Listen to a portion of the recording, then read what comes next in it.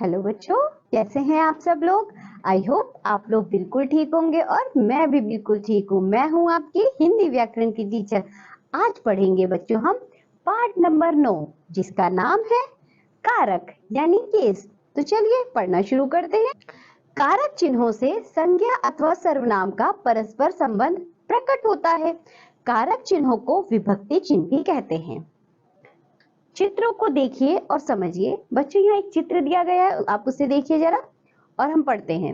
Mrs Gupta अपने घर auto rickshaw बाजार गईं। ठीक है बच्चों, हमने क्या पढ़ा? मिसेज गुप्ता अपने घर ऑटो रिक्शा बाजार गईं, ये वाक्य पढ़ा हमने।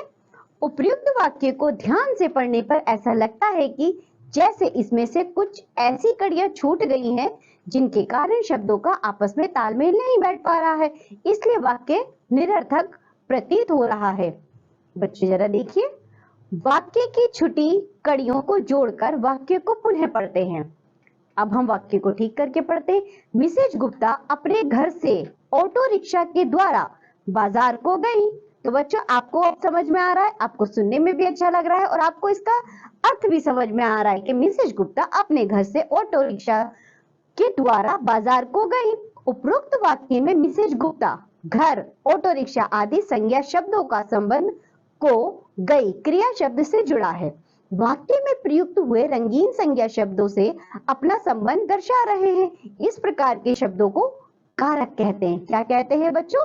कारक कहते हैं। चलिए आगे देखते हैं। विशेष संज्ञा अथवा सर्वनाम से अपना संबंध प्रकट करने वाले शब्द कारक या प्रसर्ग कहलाते हैं। ये तो हमने जान लिया। कारक क्या होते हैं बच्चों? संज्ञा तथा सर्वनाम से अपना संबंध जो शब्द दिखाते हैं वो कारक या प्रसर्ग कहलाते हैं। चलिए आगे देखते हैं कारक के भेद। Kinds of case. कारक के निम्नलिखित 8 भेद होते हैं। कितने भेद होते हैं बच्चों? कारक के 8 भेद होते हैं। आइए जानते हैं कौन कौन से कारक के 8 भेद है और कारक चिन्ह यानी क्या प्रसर्ग। पहला भेद देखिए, कर्ता कारक। इसका चिन्ह क्या होता है बच्चों? ने।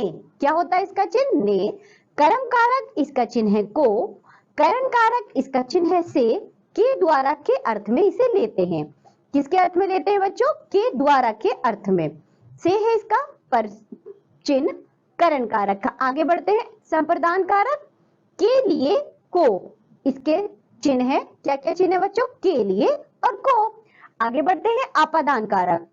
अपादान कारक से, बच्चों यहाँ भी देखिए से ही है जो कि हमने करण कारक में भी पढ़ा था।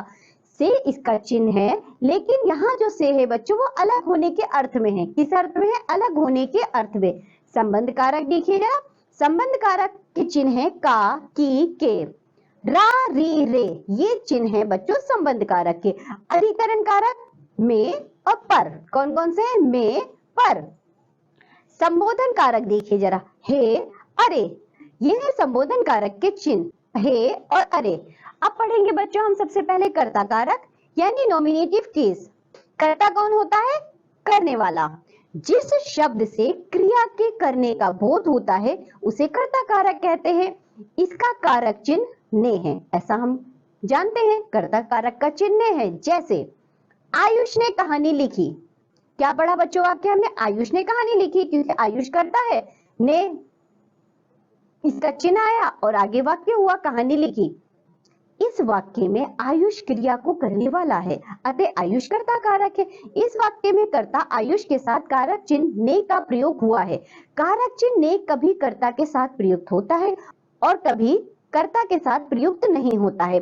बच्चों जो ने कर्ता का चिन्ह है ये आवश्यक नहीं है कि हर बार कर्ता जिस वाक्य में हो उसमें ने के साथ ये आए। ने कभी प्रयुक्त होता है, कभी नहीं होता है। चलिए देखते हैं किस तरह से। पहला उदाहरण देखिए। स्नेहा ने गाना गाया। यहाँ हमने कहा स्नेहा ने आ गया तो हमें समझ में आ गया कर्ता कारक है। अजीत ने पुस्तक पढ़ी, यहाँ भी हमें समझ में आया अजीत ने, क्योंकि ने से हमने पहचान दिया ने के चिन्ह से कि यहाँ पर कर्ता कारक है। आगे देखिए जरा।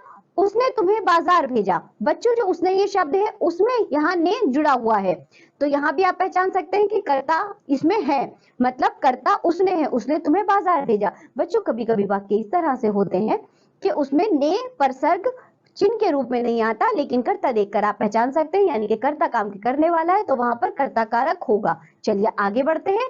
कर्म कारक यानी ऑब्जेक्टिव केस। वाक्य में जिस वस्तु या व्यक्ति पर क्रिया का प्रभाव या फल पड़ता है उसे कर्म कारक कहते हैं। इसका कारक चिन्ह को है, जो कभी कर्म के साथ प्रयुक्त होता है और कभी नहीं होता। जैसे बच्चों उदाहरण देखिए जरा। रमन नयन को बुलाता है, प्रिया आयुषी को खिलाती है, स्नेहा फल खाती है। बच्चों यहाँ हमने 3 उदाहरण पढ़े। 2 उदाहरण में तो हमें समझ में आ रहा है क्योंकि को लगा है, हमने पहचान लिया यहाँ पर कर्म कारक है। जो तीसरा वाला उदाहरण है, स्नेहा फल खाती है, यहाँ भी बच्चों कर्म कारक है। क्यों? स्नेहा फल खाती है, तो बच्चों स्नेहा पर जो कर्म पड़ रहा है, स्नेहा फल खाती है ना, फल क्या है इसमें, कर्म क्या है इसमें, फल।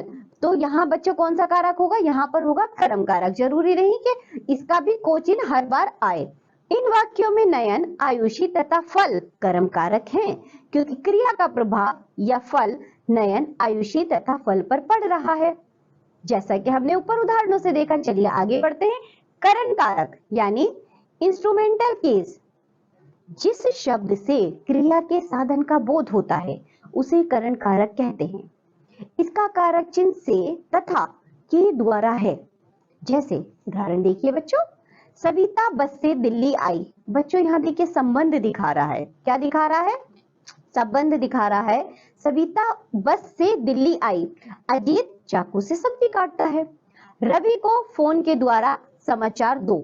ठीक बच्चों, करण कारक में क्या पढ़ा हमने? इसके कारक चिन्ह होते हैं से और के द्वारा। जो यहाँ से आएगा बच्चों वो कोई ना कोई संबंध दिखाएगा।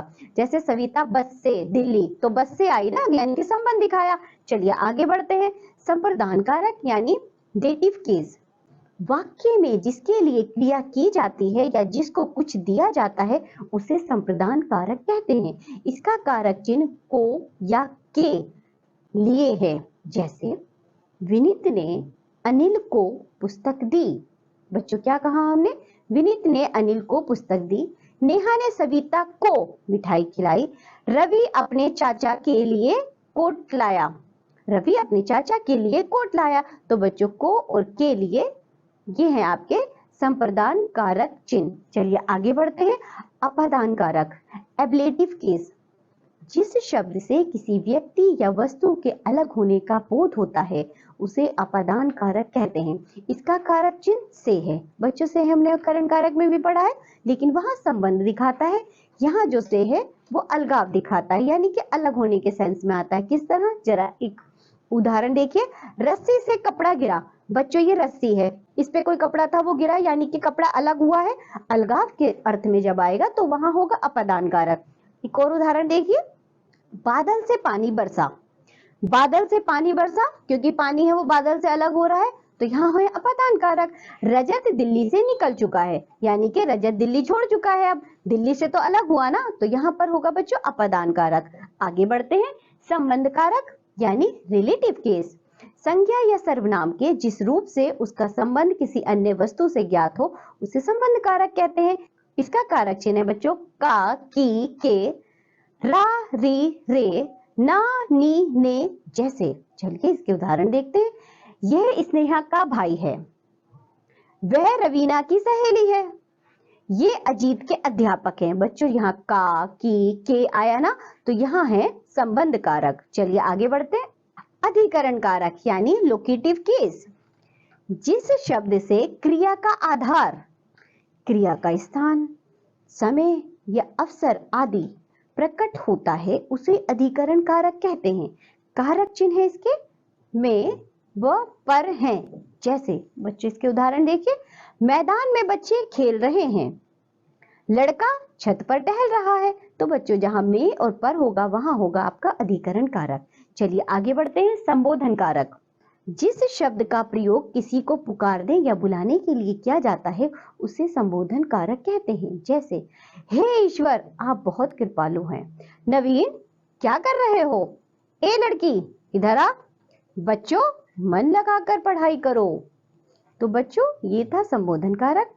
ये पाठ यहाँ समाप्त होता है। आज हमने पढ़े कारक, कारक जिन्हें परसर्ग भी कहा जाता है, उनके चिन्ह देखे हमने। कर्ता में कौन सा, कर्म में कौन सा चिन्ह होता है, आप सभी इसको याद करेंगे और इनका प्रयोग का ध्यान रखेंगे किस तरह किया जाता है। जितना भी पढ़ाया गया उसका रिवीजन करिएगा। अब हम मिलेंगे आपसे अगली कक्षा में, तब तक के लिए बाय बच्चों।